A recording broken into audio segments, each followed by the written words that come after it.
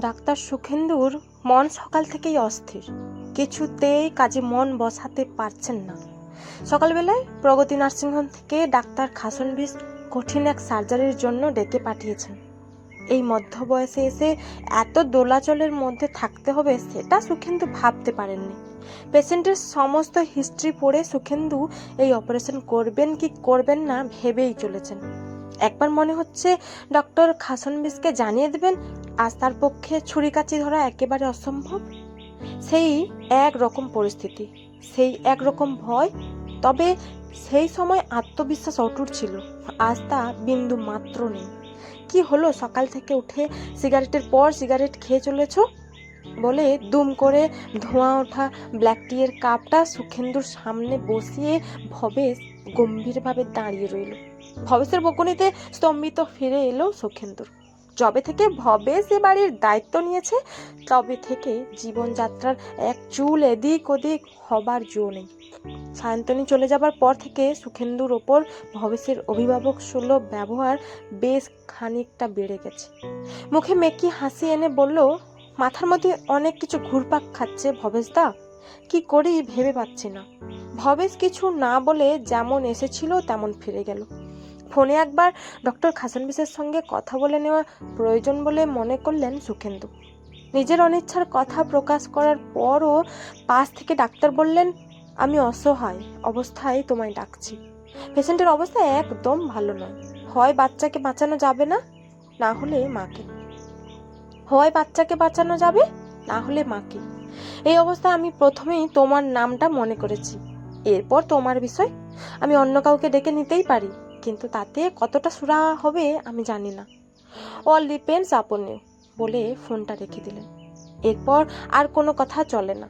Senior doctor Khasnabis বিশেষ স্নেহ করেন সুখেন্দুকে। এরপর সুখেন্দু মন স্থির করলো তার নিজের নার্সিংহোমের প্রতিভাবান সার্জন সার্থক গাঙ্গুলিকে নিয়ে তিনি অপারেশন করতে যাবেন। সার্থককে সমস্ত ঘটনা জানাবার পর সার্থক অবাক হয়ে গেল। সে তার স্যারকে জিজ্ঞাসা করলো, আপনি এত ভাবছেন কেন স্যার? আমাদের এথিক্স অনুযায়ী এই পরিস্থিতিতে মাকে আগে বাঁচাতে হবে।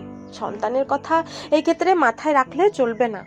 মা বেঁচে থাকলে পুনরায় সন্তান হবে। ডক্টর খাসনবিস যখন আপনাকে ডেকে পাঠিয়েছেন তার মানে কেস সত্যি ক্রিটিক্যাল। গভীর ভাবনায় ডুবে গেলেন সুখেন্দু। হঠাৎ সার্থকের দুটো হাত ধরে করুণ সুরে বললেন, এই পরিস্থিতিতে মাকে বাঁচানোর পর কখনো দুটো ঘৃণা ভরা চোখ দেখেছো তুমি? এথিক্স যা বলে সেই অনুযায়ী কাজ করার পর ভর্ষিত হয়েছো কখনো? জ্ঞান আসার পর যখন মা জানতে পারে তার প্রাণ বাঁচানোর জন্য তার সন্তানের প্রাণ গেছে, তখন সেই মায়ের আর্তচিৎকার কখনো শুনেছো? এক নিঃশ্বাসে কথাগুলো বলে দম ফেললেন ডক্টর সুখেন্দু। কি বলছেন স্যার? ঠিক মানে বুঝলাম না। সার্থকের গলায় প্রশ্নচিহ্ন। সুখেন্দু ডুবতে থাকলেন অতীতের জলে। বিয়ের সময় থেকে সুখেন্দু শুনে আসছেন দুটির জুটি খুব সুন্দর। সে কথা সর্বৈব সত্য। সুখেন্দু আর সায়ন্তনী ঠিক যেন একে অপরের জন্য তৈরি। সুখেন্দুর বাবা আর সায়ন্তনীর বাবার মধ্যে বহুদিন আগে থেকে কথা হয়েছিল, ছেলেমেয়েরা বড় হলে অর্থাৎ তাদের বিয়ের বয়স হলে দুই বন্ধুর মধ্যে বেয়াই সম্পর্ক স্থাপিত হবে। দুজনের ছেলে মেয়ে একথা জানতো, তবে তাদের মধ্যে বিশেষ মেলামেশা কোনোদিন ছিল না। তবুও বিয়ের ফুল ফোটার সময় দুজনেই মালা বদলে আপত্তি করেননি। সায়ন্তনীকে পেয়ে সুখেন্দু ভীষণ খুশি। সায়ন্তনী বাপ মায়ের আদরে মেয়ে, সুখেন্দুও তাকে তেমনি আদরে সোহাগে রেখে দিলেন। দুজনের দিন কাটতে লাগলো স্বপ্নের মতো। গাইনোকোলজিস্ট হিসাবে আস্তে আস্তে সুখেন্দুর বেশ নাম ডাক হচ্ছিল। শহরের বেশ কয়েকটা বিখ্যাত নার্সিং হোমের সঙ্গে যুক্ত হয়েছিলেন। সায়ন্তনী একটা এনজিওর সাথে যুক্ত হলো। অবশ্য সেই ব্যবস্থা সুখেন্দুই করে দিয়েছিলেন। বছর দুয়েক বাদে লাফিয়ে ঝাঁপিয়ে খুশির খবর দিল সায়ন্তনী, সে মা হতে চলেছে। দুই বাড়িতেই খুশির বন্যা বয়ে গেল। কিছুদিন সায়ন্তনীর মা এসে থাকেন, আবার কিছুদিন সুখেন্দুর মা এসে থাকেন। দুজনেই সায়ন্তনীকে তুলোয় ধরে রাখলেন। সায়ন্তনী প্রেগন্যান্সির প্রথম দিন থেকেই বলে রেখেছিল তার বাচ্চা প্রসব করাবে সুখেন্দু নিজে। সুখেন্দু সেই বিষয়ে আমল দেননি। কখনোই বাড়ির কারোর অপারেশন করা উচিত নয়, এই কথা ডাক্তার মহলে প্রচলিত। যত দিন এগিয়ে আসতে লাগলো সুখেন্দু একটু চিন্তিত হয়ে পড়লেন। সমস্ত রকম পরীক্ষা নিরীক্ষা করার পর তার মনে হচ্ছিল সায়ন্তনীর প্রেগন্যান্সিতে একটা প্রবলেম হচ্ছে। 9 মাস অতিক্রান্ত হবার পর সমস্যাটা প্রকট আকার ধারণ করলো। সময়ের আগে সিজার করার সিদ্ধান্ত নিলেন ডক্টর সুখেন্দু। শহরের নাম করা একজন সার্জেনকে দিয়ে সিজার করাবার কথা বাড়িতে জানালেন। কিন্তু সায়ন্তনী নাছোড়বান্দা, ও সন্তানের জন্ম দেবে তার নিজের বাবা। সায়ন্তনীকে সব কথা জানাতেও পারছিলেন না, অথচ এই ক্রিটিক্যাল পরিস্থিতিতে সিজার করার দায়িত্ব নিজে হাতে তুলে নিতেও ভয় পাচ্ছিলেন। পরিস্থিতি জটিল ছিল, সব ডাক্তাররাই বুঝতে পারছিলেন।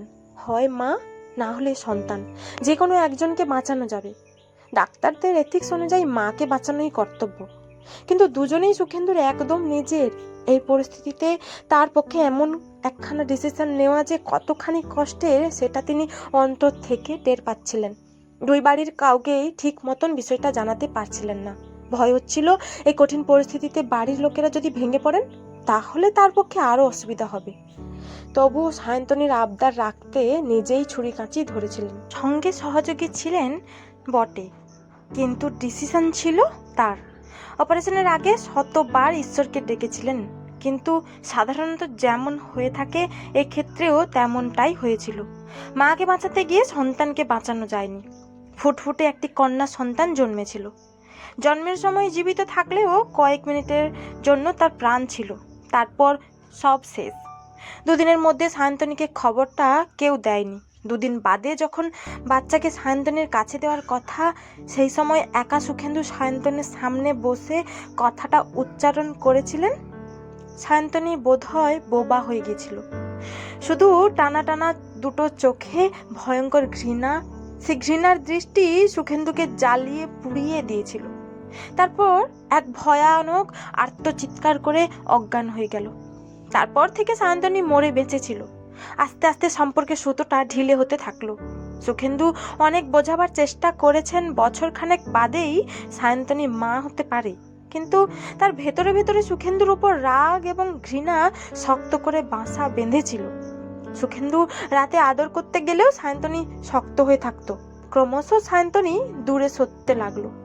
মনোরোগ বিশেষজ্ঞ দেখিয়েও বিশেষ উপকার হলো না। তারপর সম্পর্কে বিচ্ছেদ অনিবার্য হয়ে গেল। সুখেন্দু সামান্যতম প্রতিবাদ করেননি।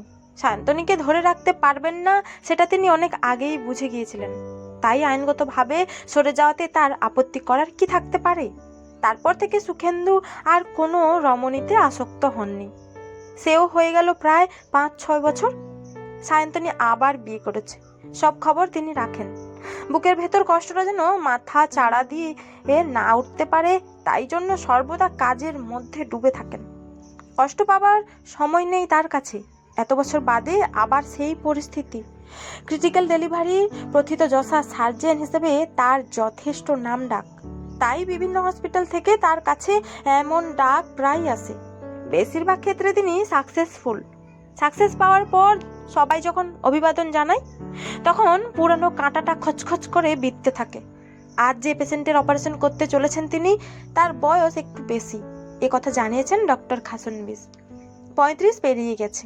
সাধারণত বেশি বয়সে বাচ্চা হওয়াটাও একটু রিস্কের। সার্থক খুব ভালো করে বুঝতে পারছে স্যার ভীষণ রকম অন্যমনস্ক। কাজের সময় স্যারকে এরকম অবস্থায় ও কোনো দিন দেখেনি। প্রগতি নার্সিংহোমে পৌঁছবার পর কিছুটা ধাতস্থ হলেন সুখেন্দু। এখন কর্তব্যবোধটা ফিরে আসছে। চটজলদি পেশেন্টের কেস হিস্ট্রিতে চোখ বোলাবেন বলে ঢুকলেন খাসনবিসের চেম্বারে। খাসনবিস কাগজপত্র সব রেডি করে রেখেছিলেন। পেশেন্টের নাম দেখে ঘামতে শুরু করলেন ডক্টর সুখেন্দু। সায়ন্তনী চক্রবর্তী। চোখের সামনে পৃথিবীটা দুলে উঠল। ও জানতো সায়ন্তনী অনিমেষ চক্রবর্তী নামক একজন প্রফেসরকে বিয়ে করেছে, বছর 2 হলো। সায়ন্তনীর শারীরিক গঠন সম্পর্কে সুখেন্দু অবগত। এবার প্রেগন্যান্সিতেও সমস্যা তৈরি হয়েছে। আবার ডেলিভারির সময় এক অবস্থা এসে দাঁড়িয়েছে। ঘামতে লাগলেন ডক্টর সুখেন্দু। মুখ তুলে খাসনবিসের থেকে তাকাতেই দেখলেন খাসনবিসের চোখে এক রাস জিজ্ঞাসা। খুব ছোট করে ঘটনা বললেন ডক্টর সুখেন্দু। এবার দ্বিধাগ্রস্ত খাসনবিস নিজেই বুঝতে পারছিলেন না কি করা উচিত। কিন্তু রোগীকে অপারেশন থিয়েটারে নিয়ে যাওয়া হয়েছে, যা করবার ঘন্টাখানেকের মধ্যেই সেরে ফেলতে হবে। সার্থককে ডেকে পাঠালেন ডক্টর সুখেন্দু। সব শুনে সার্থক ডক্টর সুখেন্দুর কাঁধে হাত রেখে বলল, আপনি সবটা পারবেন স্যার। পুরানো কথা মনে রেখেই আপনি আরও সচেতন হয়ে সব সামলে নিতে পারবেন। সঙ্গে আমি আর খাসনবিস স্যার তো থাকবেনই। মনের কোণায় এতটুকু বল এলো না। এমন ক্ষেত্রে ঈশ্বরের শরণাপন্ন হওয়া ছাড়া আর কোনো উপায় থাকে না। ড্রেস চেঞ্জ করে সবাই মিলে অপারেশন থিয়েটারের দিকে পা বাড়ালেন। মাঝপথে দেখা হয়ে গেল অনিমেষ চক্রবর্তী এবং তার বাড়ির লোকেদের সাথে। সবার চোখে আকুতি। অনিমেষের চোখে ডক্টর সুখেন্দুকে দেখার পর খানিক হতাশা ঝরে পড়ল কি? অনিমেষ নিশ্চয়ই সুখেন্দুকে চিনতে পেরেছে। আস্তে আস্তে মেডিকেল টিম ওটিতে ঢুকে গেল। অপারেশন শুরুর আগে মেশিনপত্র জানান দিচ্ছিল অবস্থা সত্যি ক্রিটিক্যাল। অপারেশনের সময় ডক্টর খাসনবি সুখেন্দুকে আস্তে আস্তে জিজ্ঞাসা করলেন, আপনি কি মিসেস চক্রবর্তীকে প্রাইম ফ্যাক্টর বলে মনে করছেন, নাকি বাচ্চাকে? খাসনবিসের দিকে না তাকিয়েই ধীরে ধীরে সুখেন্দু উত্তর দিলেন, মিসেস চক্রবর্তীকে। আবারও? এটা আমাদের এথিক্সের মধ্যে পড়ে ডক্টর। ছোট্ট একটা উত্তর। এরপরে আর কিছু বলার ছিল না ডক্টর খাসনবিসের। 2-2.5 ঘন্টার চেষ্টায় একটা সাকসেসফুল অপারেশন হলো। মা বাঁচলো, সদ্যজাত শিশুও কাঁদলো। সুখেন্দুর শরীরে সমস্ত বল কোথাও উধাও হয়ে গেল। মাথাটা কি একটু ঘুরে গেল? ওটির চেয়ারেই বসে পড়লেন। সার্থক তাড়াতাড়ি গিয়ে 1 গ্লাস জল এগিয়ে দিল। ওটি থেকে বেরিয়ে ড্রেস চেঞ্জ করে বেরোনোর সাথে সাথে ডক্টর খাসনবিস পিঠ চাপড়ে বললেন, একদম সাকসেসফুল অপারেশন। একটু মুচকি হাসলেন সুখেন্দু। মনে মনে ভাবলেন, আর কয়েকটা বছর আগে যদি এই সাকসেসটা আসতো, তাহলে একটা ফুটফুটে বছর 5-এর মেয়ের বাবা হতে পারতেন। সেই সময় প্রফেসর চক্রবর্তী এসেও দেখা করলেন সুখেন্দুর সাথে। 2 চোখে কৃতজ্ঞতা। কয়েক ঘন্টা আগেই এই 2 চোখে একটা বড় প্রশ্নবোধক চিহ্ন আঁকা ছিল। সুখেন্দু দুজনের দিকেই হাত জোড় করে নমস্কার করে বললেন, পেশেন্টকে আমার নাম বলবেন না দয়া করে। এটা আমার ব্যক্তিগত অনুরোধ। আশা করি আপনারা দুজনেই আমার এই অনুরোধের সম্মান রাখবেন।